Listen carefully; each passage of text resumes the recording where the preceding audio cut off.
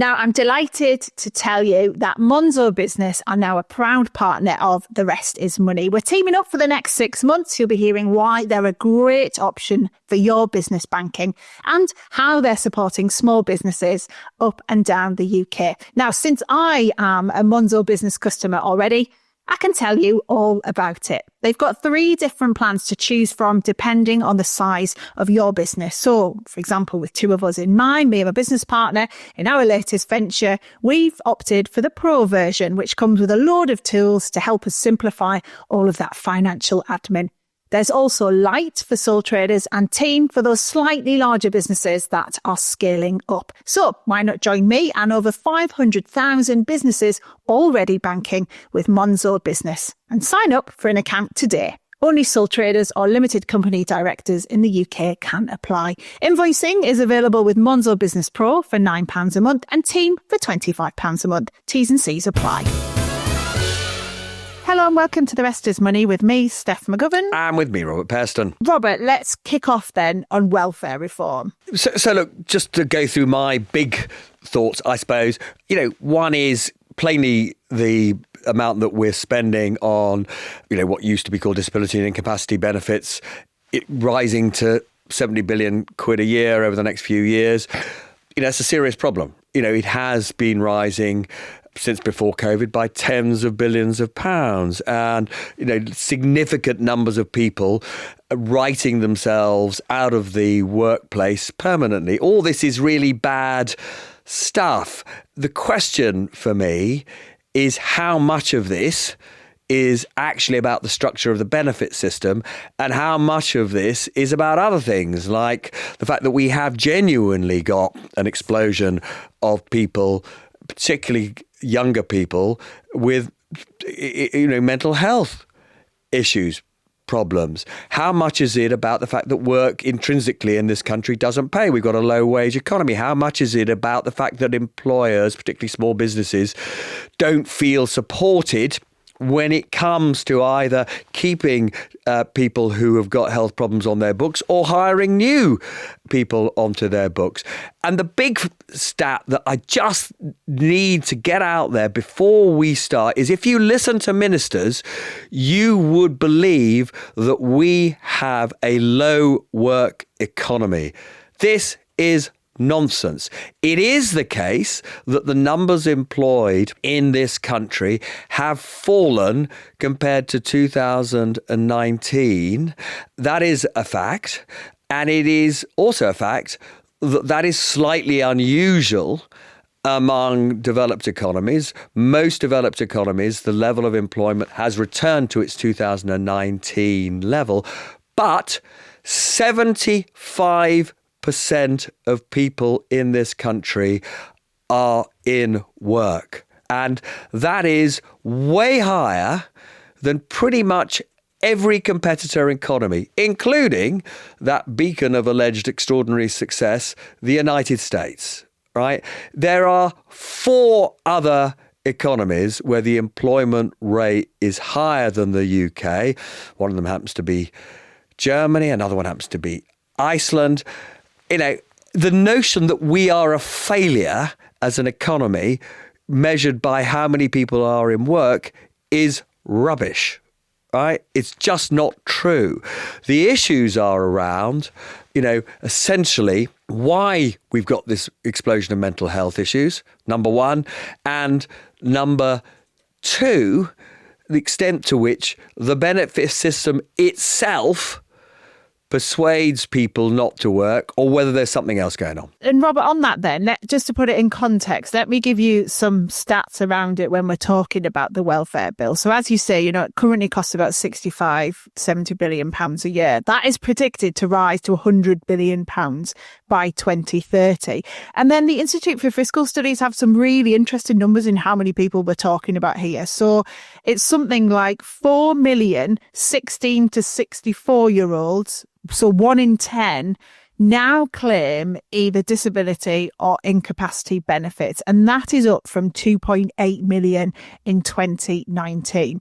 And I guess to add to what you're saying, I guess I've got a couple of hats on when I'm thinking about welfare and sickness and how we help the economy. So as a business owner, I'll come to that in a bit about the kind of way we're trying to manage that, this rise in people who need time off work or need additional support, and how you do that as a small business. But just as a human, since this has come out, I have been like inundated with messages from people who have been talking to me about the fear that they now have around these welfare changes. So, for example, there was one person who works in financial services. She's, highly qualified, but through no fault of her own is very ill, waiting for an organ replacement, is on an organ donation. She's on a waiting list for that. And she is really struggling to find any employer who will take her on. There's also someone else with a respiratory condition who's saying that she has to carry oxygen everywhere with her. She really has struggled to find an employer who's happy that in the winter months, she might have to take a bit of time off work to go into hospital. So she's really struggling to find work. But at the same time, the benefit system's not working for her either, because when she went through her PIP assessment, which to be honest sounds pretty horrendous from what everyone's been telling me, she was rejected because the assessor said, well, she could walk across the car park and climb the stairs and this is the real punchy thing, was dressed nicely. On every level, that just sounds ridiculous and pretty barbaric, to be honest, to be told that you're fine for work because you've dressed nicely, but yet you can't find an employer who'll take you on. So there's this real disconnect, I think. And I think the problem is, first up, you've got the government not being great at assessing whether people are fit for work or not. And secondly, businesses not incentivized or equipped to be able to take on the people who the government's saying are fit to work. So there's this huge disconnect here. So clearly there's a lot of people there who are frightened now, who, for whatever reason, through their additional needs, their disability, are not able to find work and who are frightened they're not going to get the money anymore. And we also know there's a lot of people who think the money's not enough and they're living in poverty. But on the other side of things, you've also got this kind of medicalization of every issue in our lives. So here's an example for you. When I broke my arm a few weeks ago, I was due to go on holiday. So I had this cruise booked, and I broke my arm 2 days before I was meant to go, and I obviously couldn't go. So I needed to get a kind of certification off the doctor to say that I couldn't have gone on this trip in order to get my insurance. And when I went to the doctor, they were like, oh, yeah, you want a fit note. Okay, how long do you want off work? Like, do you want 1 month? Do you want 2 months? Do you want 3 months? I was like, whoa, hang on. No, I just need this thing. I'm going to be fine for work, but I just need this thing to get my insurance. And I just thought, hang on a minute. Should the question to me not have been, okay, yeah, I might have been in a job where I needed time off work and I might have needed that fit note or sick note, whatever you want to call it. But surely it shouldn't be me deciding how long I have off work. It should be a collaboration between, some type of occupational health person. And I just feel like there's just the problem with the system is there's no continuity. The people who genuinely need it feel scared and afraid by these assessments, which on the whole sound awful. But yeah, at the same time, there's other people where the system, that it feels like they're playing the system, or they're just not getting the support they need. So they just go, oh, yeah, I won't work because that'll be easier because I've no idea how I'll work with this ailment. It's totally disconnected, and you're not going to solve it by just making it harder for people to get the benefits when they need them. I don't know, what's your take on this, Robert, in terms of this idea of people playing the system? Because everyone, there's lots of people have thrown these stats around saying there's very little evidence of benefit fraud for disability. And yet the numbers going up and up and up in terms of how much we're paying and how many people are on incapacity benefits. So I think there are so many huge and important issues here. Do I think we are living through another version? Do you remember that awful period when if you were on benefits, you were castigated as somehow leeching off the state. The sort of the idea was born of so-called benefit street, that basically we were living in a dependency culture where too many people just took advantage of, we're going back decades here. Right. I don't think we're living through a period of people ripping off the state by pretending to be unwell. That doesn't seem to me to be the issue. Yeah, but I think the fundamental problem is everything in life has been medicalized now. So it's really hard as an employer to accommodate, I guess, everyone's needs. So let me give you a couple of examples that we've been dealing with recently. A lot of young people work in the businesses that have. And we had an occasion recently where one of the employees wanted a day off, a paid day off work to get a tattoo. And when we said, well, that is going to be, you'll need to take that from your leave, your annual leave. They said, no, because it's a medical appointment. Obviously then, what do you mean? It's a medical appointment. And they said, it's for my mental health. It's really important to me. I get this tattoo for my mental health. Now, they might have needed that tattoo for their mental health, but what do you do in that situation as employer? What did you do? Well, we let her have the day, because who am I? Who are we to decide whether that is a mental health issue or not? And the problem is, it's really hard to work out genuine need and people who, she might genuinely think she needed that for her mental health. So who are we to decide that or not? So you have to treat everyone the same. Hang on a second. I mean, really? Really? Yeah, you took the rational... Robert, what happens if we'd have said no, right? And then something had happened to her, or if, like I was getting cancelled. What if she then went to the papers and tried to get me cancelled? You have to, in the end, you have to treat everyone the same, because you have no choice, because we don't. But you're not treating everybody the same. I mean, because none of your other employees are going to be coming to you with that kind of request, are they? But how do you know? Okay, so here's another example. So one of our employees, part of their role at the end of the shift is to do a kind of tidy up once the day's done. But they said they couldn't do that because they felt it was too triggering. And again, we're not qualified to work out whether that is or it isn't. So you end up trying to work your way through all of this without offending everyone who have got all these conditions and things which are medicalised, which, to me, my attitude is they're taking the piss.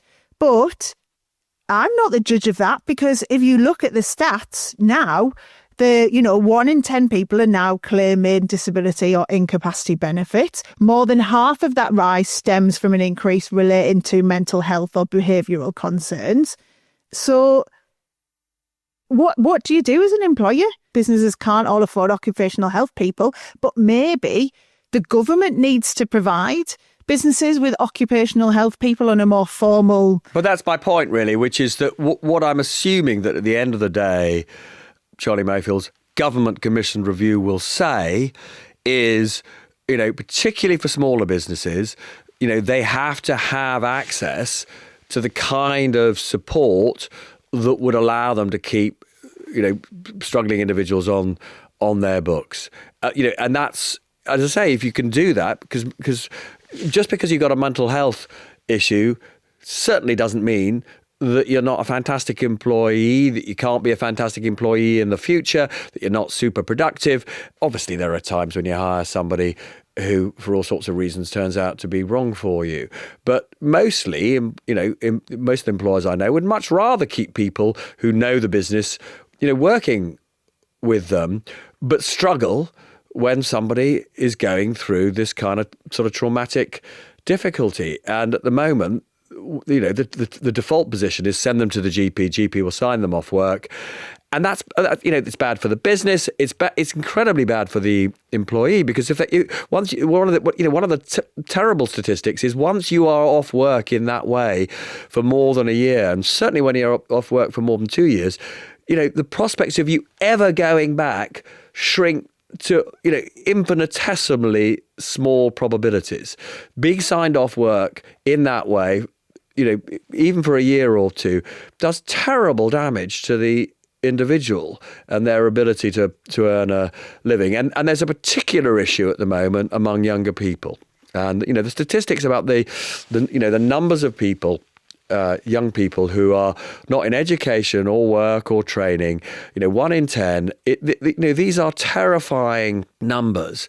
But, not only do we not have a plan from the government, the other thing, anybody who's got friends or family who've got mental health issues knows is the health service simply can't cope. You cannot get a talking therapist from the NHS. It's impossible, right? So the idea that you are somehow, overnight, by taking money away from some vulnerable people, which is what is happening, going to suddenly create this culture where loads of people who are currently signed off sick for work will be back in work, is ridiculous. Ahead of, for example, way better provision of mental health support by the NHS, or even a structure. I think that employers would pay something towards mental health support if it weren't prohibitively expensive.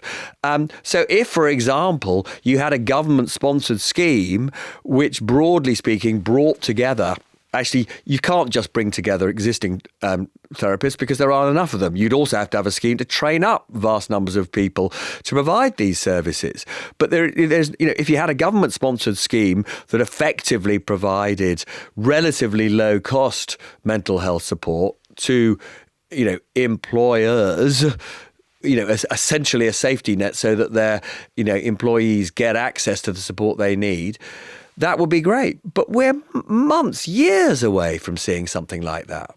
But also, don't you think, though, like there's so many things you have to contend with in life that are being medicalised and shouldn't be?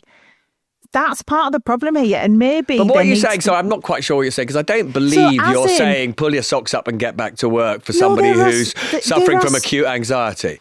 No, but. No, I'm saying that people are being told they've got anxiety and they've got things, and they might not have that, but then it might be that they need some careers coaching to make them feel more confident. But where are the career coaches? I mean, I don't disagree with you, but I'm not. Hang on a minute. I'm not saying it would be so amazing if it comes back to the same fundamental point about education that I always go on about. We are not equipping young people in school for life. We're not telling them. We're not going through all the things you're going to need in your life to be able to deal with the world of work and deal with the pressures of life. We are just putting kids through exams.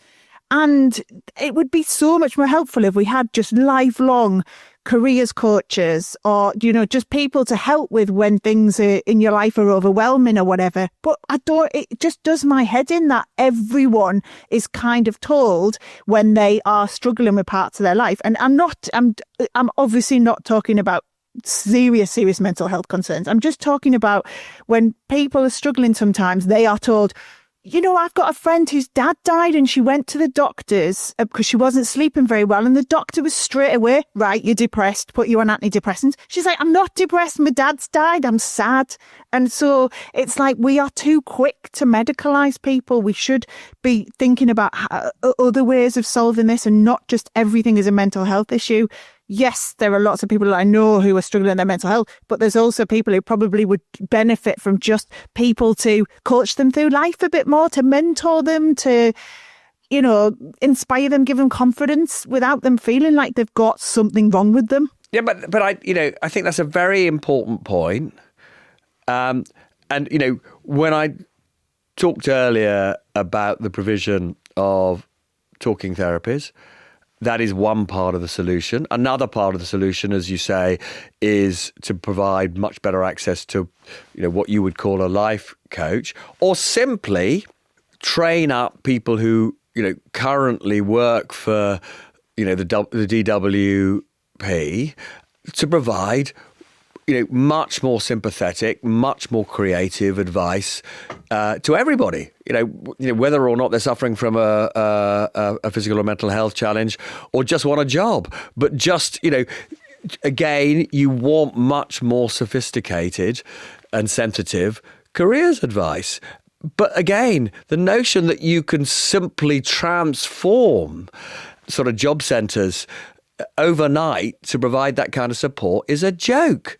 And so the bit of all of this, as I say, if you look at the philosophy of what the government's trying to do, it feels to me that the government's got its heart in the right place. But I just think they've put the cart before the horse, because if you really want to save money on the benefits bill, you actually have to provide the employment support in a really comprehensive way initially. And if what you're doing is starting by taking money away from people, which is what they're doing, not only will that be cruel to vast numbers of people who will be impoverished, and that is a concern. But also, I just don't believe in the medium term it saves you money, because if you don't provide the support network to help people into jobs, that even on lower money, they will not take work. Yeah, and that's what I mean. And what you've got currently from this announcement, from these welfare reforms, is loads of people who are disabled, who are not working, who are absolutely freaking out because they think that they're going to get this money cut, and they're already telling all these stories about these really awful assessments they've had to go through and how scared they are now, and people whose family members they're seeing their family members worry as well because of it all. So it just doesn't, as you said, I think we're agreeing, it's been handled the wrong way. It's like, what support system are you going to put in? How are you going to incentivize businesses to take on people who might not be, able to work full time, who will have additional needs that need catered for? How do you incentivize them and prepare them? And also, how do you do that without as well making loads of people feel shit about themselves and scared that they're going to end up with nothing? And that's not got to be good for everyone's health. It just, as you say, it feels like it's the wrong way around. Fundamentally, at the heart of so much of our problems, including this, is that we are a low-wage economy. And unless and until we improve the skills base, we make work pay much more generously for the vast majority of people, we're simply not going to solve this among many other problems. And educate people properly so that they are prepared for all of this.